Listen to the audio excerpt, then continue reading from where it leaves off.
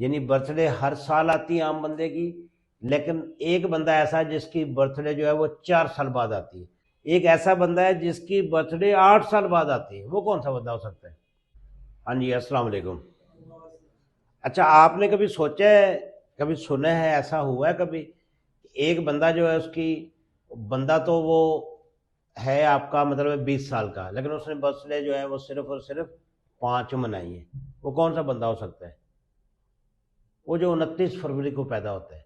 ہر 4 سال بعد اس کی برتھ ڈے آتی ہے۔ یہ تو سب کو پتا کہ لیپ کا جو سال ہوتا ہے اس میں 29 دن ہوتے ہیں،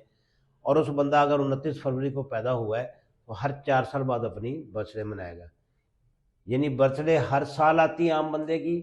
لیکن ایک بندہ ایسا ہے جس کی برتھ ڈے جو ہے وہ 4 سال بعد آتی ہے۔ یہاں پہ بات ختم نہیں ہو رہی، بات آگے جا رہی ہے۔ ایک ایسا بندہ ہے جس کی برتھ ڈے 8 سال بعد آتی ہے، وہ کون سا بندہ ہو سکتا ہے؟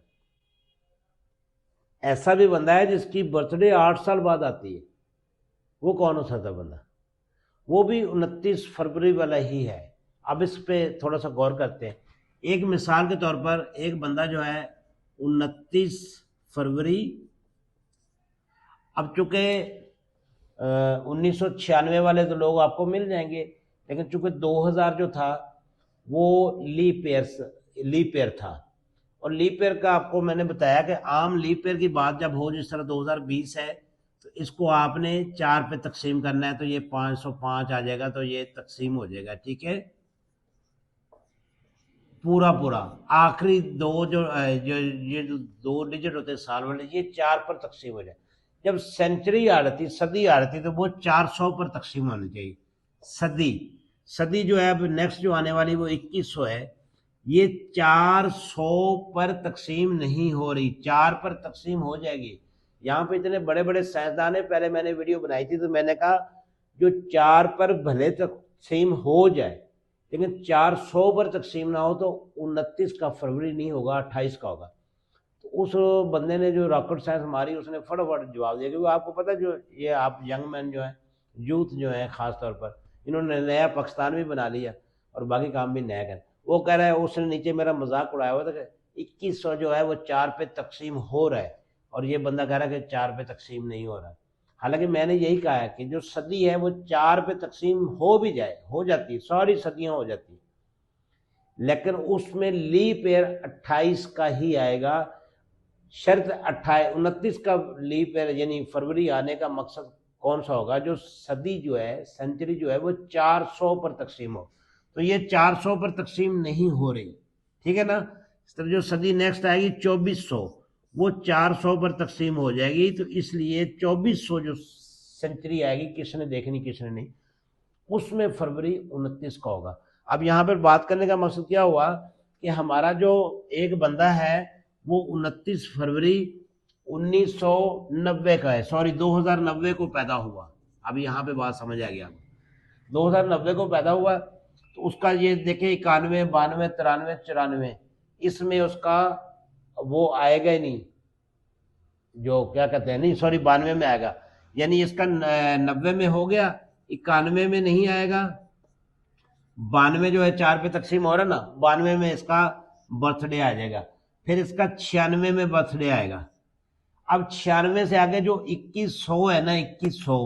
اس میں اس کا برتھ ڈے آئے گا نہیں، کیونکہ 2100 جو ہے 400 پہ تقسیم نہیں ہو رہا، اس لیے یہ لیپ ایئر نہیں ہے، اس میں فروری 28 دن کا ہی ہوگا۔ آگے 2101 جو ہوگا، 2101، اس میں بھی فروری جو ہے وہ 28 کا ہوگا۔ آگے 2102، 2103 اور 2104، 2104 جو ہے اس میں فروری 29 کا آئے گا، تو اس کی کتنے سال بعد اس کی برتھ ڈے آئی؟ 96، 2096 میں آئی، 97 98 99 100، یعنی 2100 بھی گیا، اس میں بھی نہیں آئی، پھر آپ کی آئے گی 2104 میں فروری 29 کی۔ تو اس لیے 8 سال بعد بھی کسی کا برتھ ڈے آتا ہے، اور وہ وہی بندہ ہوتا ہے کہ جو 29 فروری والا ہو۔ جب سینچری چینج ہوگی، ہاں سینچری اگر اب اسی میں یہ دیکھ لیں، مثال لے لیں کہ ایک بندہ جو ہے وہ 2390 میں پیدا ہوا، 2390 میں، تو یہ دیکھو 2390 کے بعد 91 92 93 94 یعنی 92 میں بھی اس کی آ جائے گی، 96 میں بھی آ جائے گی، پھر جو 2400 میں نے بتایا تھا 2400 جب سینچری چینج ہوگی تو یہ بھی چونکہ 400 پہ تقسیم ہو رہا ہے اس لیے اس کا بھی اس میں فروری 29 کا ہوگا، پھر اس کی جو ہے 4 سال بعد ہی آتی رہے گی، 4 سال بعد ہی آتی رہے گی، سینچری چینج ہو 400 پہ تقسیم نہ ہو تو فروری 28 کا ہوگا، اس وجہ سے اس بندے کی اس بدنصیب بندے کی 8 سال بعد بھی وہ آ جائے گی برتھ ڈے، یہ ہوتا ہے اصل وجہ۔ اور کافی لوگ میں نے دیکھے ہیں اگر 29 کو جو لوگ سمجھدار ہیں